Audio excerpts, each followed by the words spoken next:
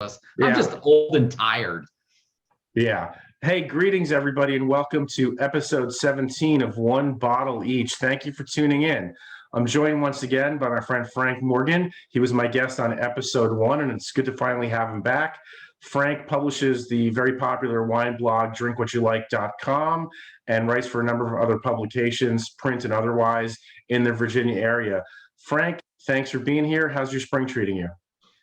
I'm glad to be here, Gabe. Spring is pretty good. I guess right now a lot of pollen here in the Virginia Beach area. 17 episodes. Wow, man. Congratulations. That's awesome. No, thanks. Thanks. I appreciate that. Now, you've had some cool folks. You've had, let's hear, Melanie O, who we talked about, Michelle Williams. You had Wanda Mann. You've had some cool folks. Yeah. Jeff Kralik has been on. Kralik. Is that the cyclist guy? Yes, the drunken cyclist. Drunken cyclist. Okay. Yeah. Okay. Cool. Oh, you guys haven't met, huh? Yeah. I describe him for me. I'm trying to figure out. I mean, the wine world is so big, you can't, it's hard to keep track of everyone. Sort of a tall drink of water, wears glasses, thinks he's funny. I think I know that guy. He likes to open champagne with a sword. Oh, that's right. I do know that guy. Yeah, of course. You've had him on. Okay, that's fine. Yeah. I've had him on. Yeah. How are your ratings?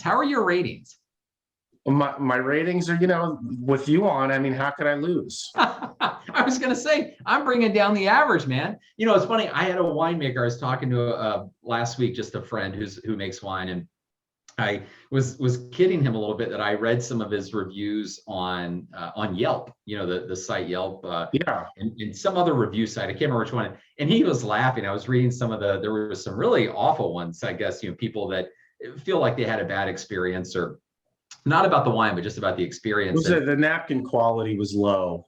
Yeah, it's that sort of stuff. But he was laughing, and he said, he always has fun with them.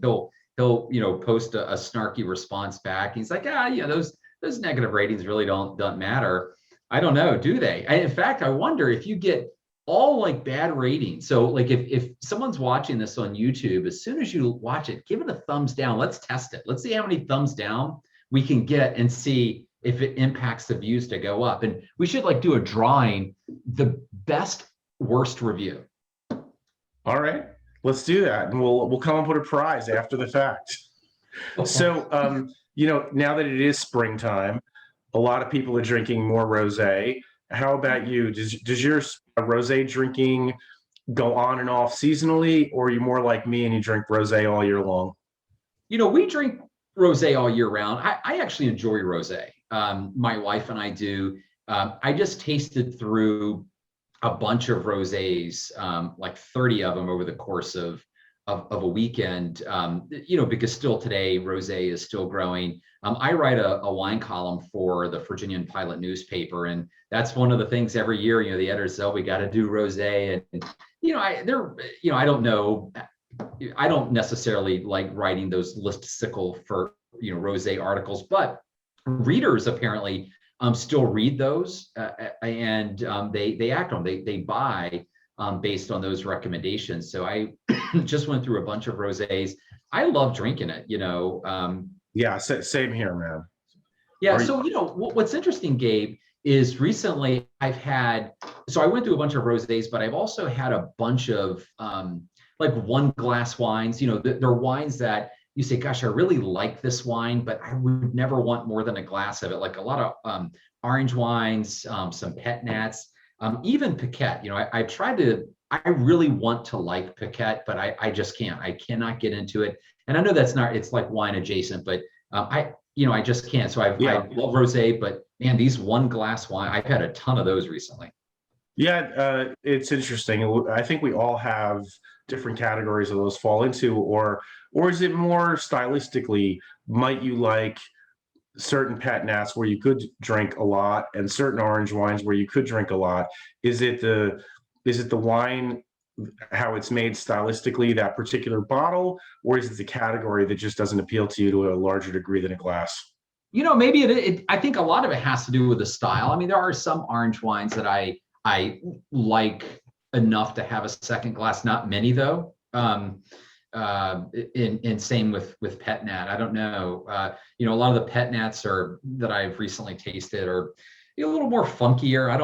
I'm totally down with the natural wines and the cloudiness, but and so when you asked, hey, what are you drinking? I thought, gosh, I've really had a lot of these one glass wines. So it could be just style, and I'm kind of avoiding your question because Yeah, no, I'm curious because I think for me it is a style thing because I don't know that there's an entire category that I would only want one glass of, but certainly within that there might be a bottle or many bottles where I'm like, yeah, a glass is enough of this, but it varies. Yeah, and by the way, it's not the whole category because there's some crazy delicious pet nats that I've had like here in Virginia, Early Mountain Vineyards, Maya Hood White makes a line of pet nats, some really really good ones. So if anyone is down in the Virginia area, look for Early Mountain Vineyards that are just totally gluggable. And I've had a couple out of Italy recently Mhm. that were super delicious. So I mean, it is it's certainly not a whole category thing, but I've Yeah, had a run of those, yeah, yeah, it happens. There's streaks and everything. yeah. So I know that for me, over the years, my palate has shifted quite a bit. And I wondered for you, you've been like me, you've been writing about wine for over a decade. How has your palate shifted in that time? Oh, that's a good question. And it has definitely shifted. When I first got into wine, I was working in the Bay Area, but I was commuting back and forth here to Virginia. I think it was '06. Almost every week I would come back and forth to Virginia from the Bay Area. And one weekend, a colleague said, oh, hey, you should come to this place called Sonoma with us. And I said, gosh, that sounds great rather than, taking that cross country flight. So I went to Sonoma for the first time in '06. And when I first got into wine, I was just driving the routes every other weekend. I would start going instead of coming back to Virginia. I would just drive around Sonoma and Napa, and I spent a lot of time in Napa. And if there was a winery tasting room, I knew nothing. I just probably like today, right? I know nothing, but I would just drive around and I would Mhm. pull into a winery. I would taste all the wines. I would buy wines. I'd ask a lot of questions. But then I drank a lot of those bigger, more opulent style, more extracted, big, bolder wines. And today, we just, both my wife and I, we just drink a lot of lighter style wines. We don't drink a lot of heavy wines, a lot of big wines. I appreciate them. Like earlier today, I met a friend for just lunch, and he had opened up a Tannat, which Tannat is a big Yeah. wine. I appreciated it. I had a half a glass and I appreciated it. But really, what we drink just for our evening drink. In fact, tonight, it's funny. We're finishing off this Lapierre, the Juliana from Lapierre that we opened last night, and we just had a glass each. But we drink a lot of Beaujolais, tons of Beaujolais, probably more than anything today. A lot of Cab Francs, especially from here in Virginia, the lighter ones. A lot of Cab Franc from Chinon, Simmer Champigny, and they're in the Loire region. Nero d'Avola. I'm going to show my thriftiness here. I don't know. Do you guys have the Lidl supermarkets in New Jersey? Lidl. No. So I think it's a German chain. They're all over, but Lidl has wines at reasonable prices. And I found an organic Nero d'Avola for $7.99 a bottle, and I buy it by the case because it's a light. Yeah, it's great. Yeah, it's light, quaffable. So that's what we drink, and we also whites. We drink a lot of Riesling, tons of Riesling, just because it's lighter. Yeah, Lower alcohol. and one of those grapes with such a wide array of acceptable styles. Yeah, and I appreciate. I drink a lot of Chablis, a lot of Chardonnay. I appreciate Chardonnay, but or Steel, kind of the lighter Chardonnays. But I can appreciate any wine. This weekend we're on Sunday night, our neighbor is coming back from deployment, and so we'll have a cookout, and I'll bring out some bigger red wines for burgers and stuff, and I appreciate those. But given the choice, we just drink lighter style wines. Well, and certainly, the bigger they are, the bigger the food that it's required. If you're really going to truly pair them and enjoy them properly, you don't want those bigger wines, I'm with you. I mean, I drink less of them over time, but when I do, I definitely require food more so than I ever did. The lighter styles you're talking about are certainly more drinkable on their own. Yeah, so how was your, palate shift? Is I think you and I met at the first wine bloggers conference. I think it was in Sonoma. Was it like 2008? Santa Rosa, 2008. Right. Yes. Yep. Yeah. So similar, I would say in some ways, similarly to what you're describing, I sort of desire intuitively lighter, higher acid wines more often and more often over time. But then again, I do still enjoy, some bigger wines. Petite Sirah still a favorite, but as an example of a bigger wine. But the Petite Sirahs I want or the Zinfandels I want are different than the Zinfandels or Petite Sirahs I may have wanted a dozen years ago. I want the ones that are made in the balanced style, that have the acid, that are going to age. And actually, with Petite Sirah specifically, I happen to like older Petite Sirah that sort of that a lot of the primary fruit has gone away from, and you're left with like earthiness and those secondary and tertiary characteristics. Yeah, I hear you on that. So what are you drinking that's cool, like Petite Sirah? So I had a Theopolis Vineyards. They're in Anderson Valley, and gosh, what a delicious Petite Sirah that was. Yeah, I thought it was fantastic. yeah. Well, one of the things with Petite that sort of makes me a little sad is that it's one of the things among many that have been ripped out in droves over the years in Napa Valley, to plant more Cabernet Sauvignon. A lot, which not that I don't like Cabernet Sauvignon, but it's become a bit monochromatic over there with the amount of Cabernet Sauvignon that's planted up and down the valley. So you picked a wine today. Speaking of something lighter, you picked a wine from Willamette Valley, and from Brooks Wines. Yeah. And it's a Dry Muscat. So what was your inspiration for picking this particular wine, Frank? I picked this one because I really like Brooks. I like Chris, the winemaker. I like Janie Brooks, who manages the operation. I like their wines. I like their mission. I like their story, and I like this wine. So I actually last summer I had to go to the West Coast to help. I had volunteered, a year before, not quite a year, but I had volunteered to help a friend pack up and move across country. So I went out there and took a couple of days just, solo to visit a couple of wineries. And I had visited, I've known Janie Brooks for years, one of the best people in the wine industry. And I had visited with Chris, the winemaker, and tasted through his dry muscats. I don't drink a lot of dry muscat, but when I do, I really like it because it has a lot to say. It's very aromatically charming. And I just finished up a column for my newspaper column on wines to welcome warmer weather. And the theme this year that I started in January with the column is drinking adventurously. So it's introducing readers to, wines that they may not have been on their radar. And dry muscat is something that's probably not on the radar of a lot of, casual wine drinkers. So I picked that one as I'm going to include it in the article. And two, I just think it makes an interesting conversation wine. It is, what's interesting about this wine, well, a few things, but you talked about the aromatics and, and I mean this in a good way, you put your nose in and the aromatics nearly smack you in the face.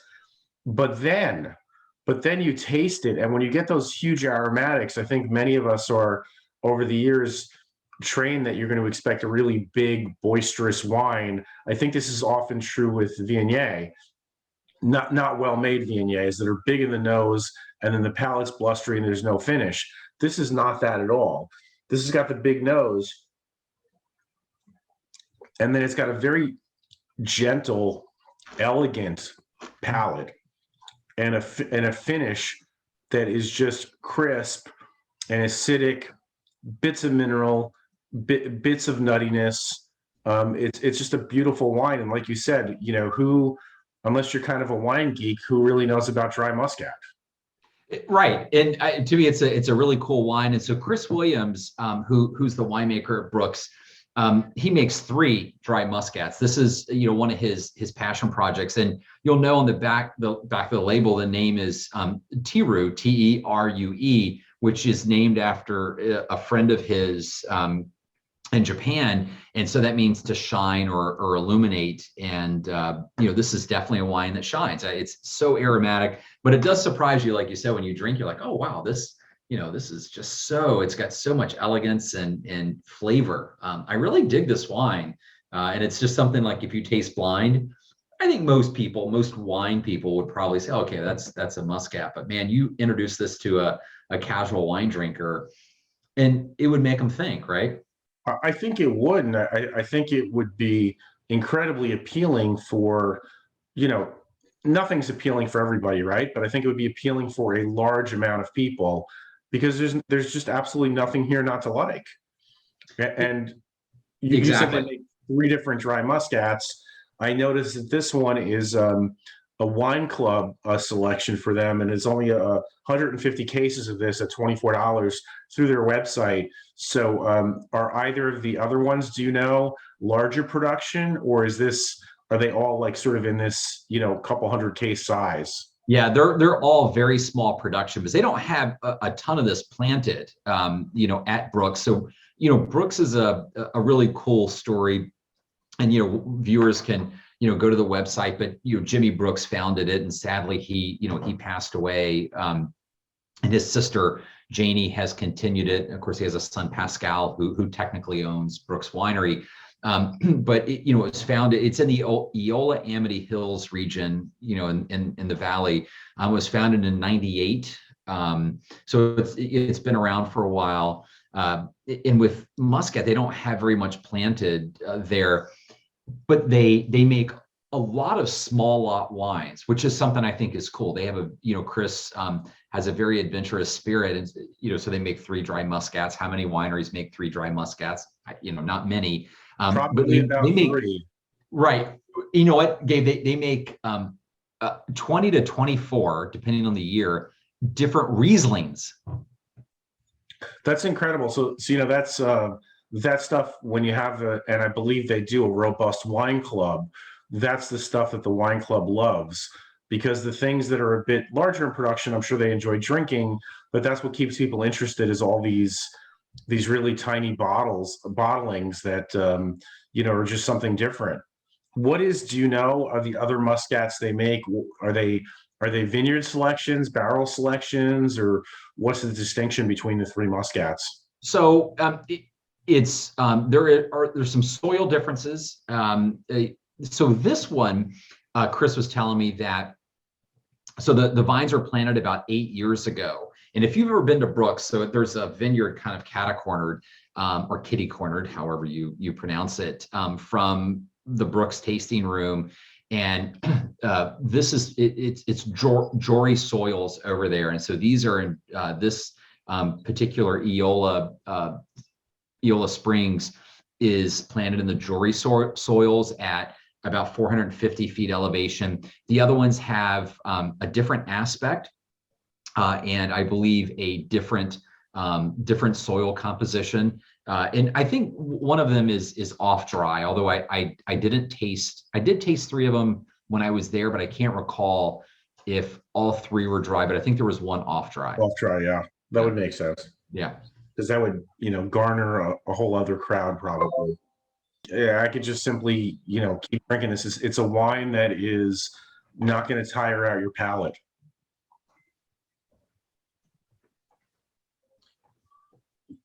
No matter how long, I would drink this, I think I would it's refreshing.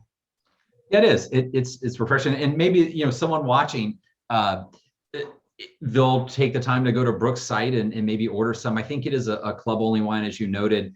But if someone joins the club, they can get it. It's worth checking out, or just Muscat in general. And that's what's interesting. I wonder, if someone watches, I would love just to see in the comments. I'll go back after they give us a thumbs down and they do like the best of the worst review. Yeah. Because I really want to get into that. Why not? I would like to see. I would honestly like to see if people have tried Muscat, and if they have, what stuck out to them. That would be great to know. Listen, hey, thanks for picking this. Sure. It's really delicious and lovely.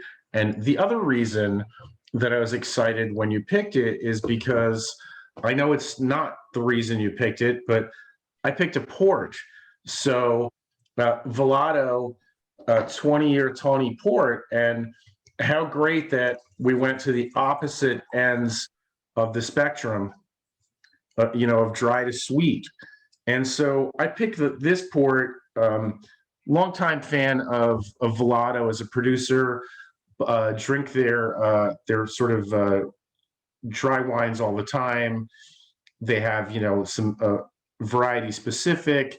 They've got some field blends, as is typical in the Douro, and then they've got some ports, tawnies, and they've got vintage, and then they've got single vintage tawnies, a host of them. So anyway, so I thought that'd be interesting. And for some reason, when you and I recorded back months ago, the first episode of this program together, I knew immediately I want to have you back at some point.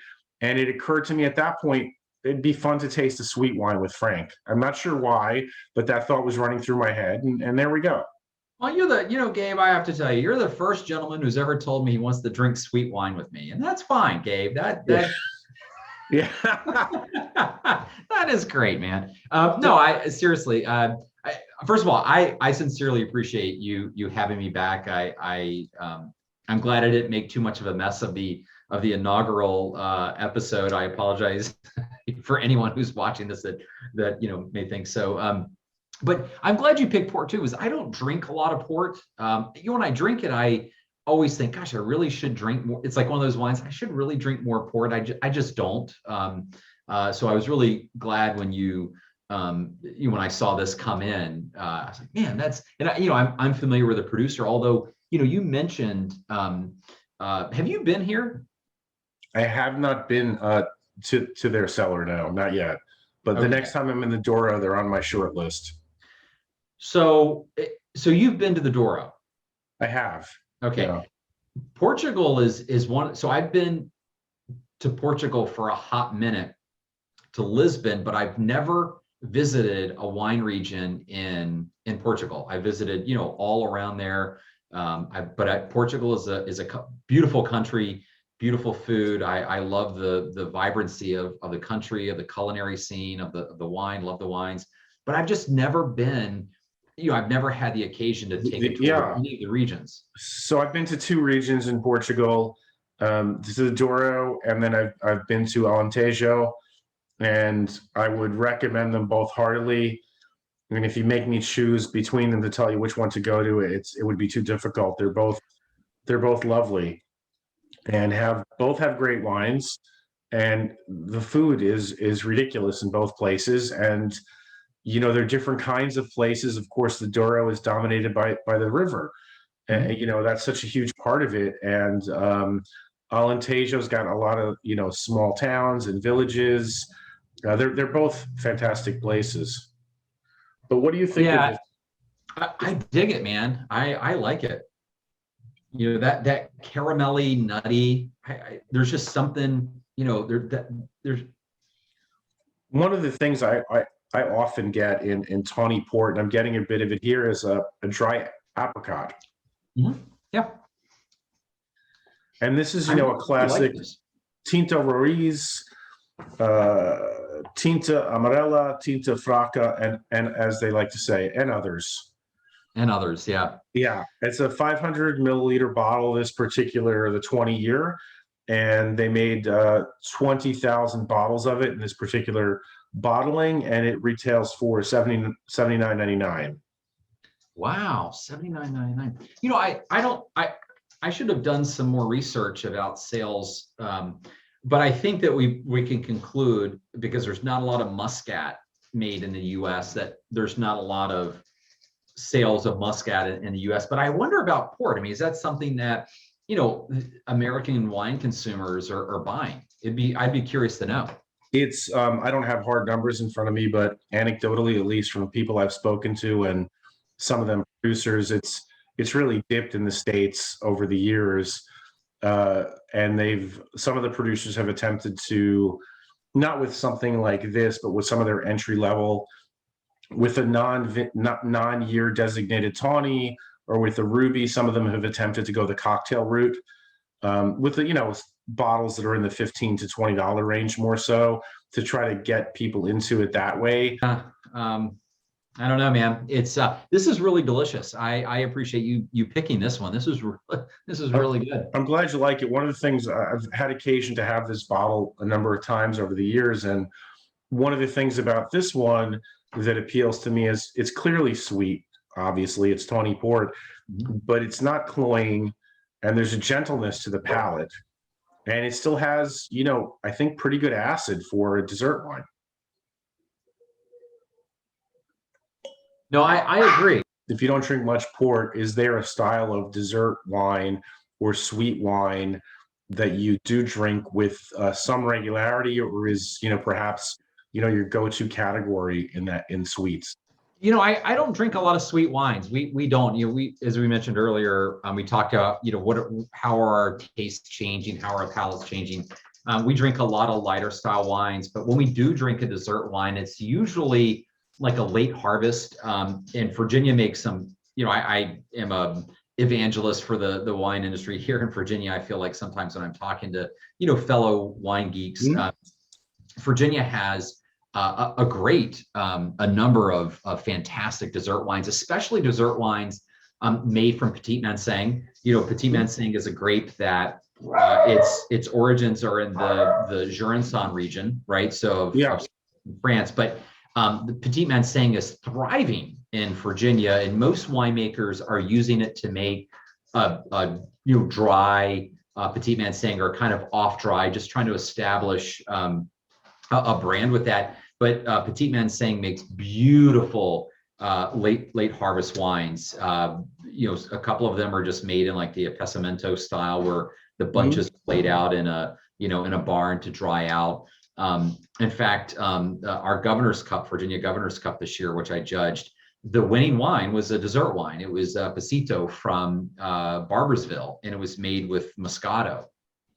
Well, interesting you mentioned Barboursville, because a couple of episodes ago I had my friend Gil Coolers on, and he's a som. He was a som at the Piedmont Driving Club outside Atlanta for many years, and he retired from that, and he's now at Tower Wine and Spirits.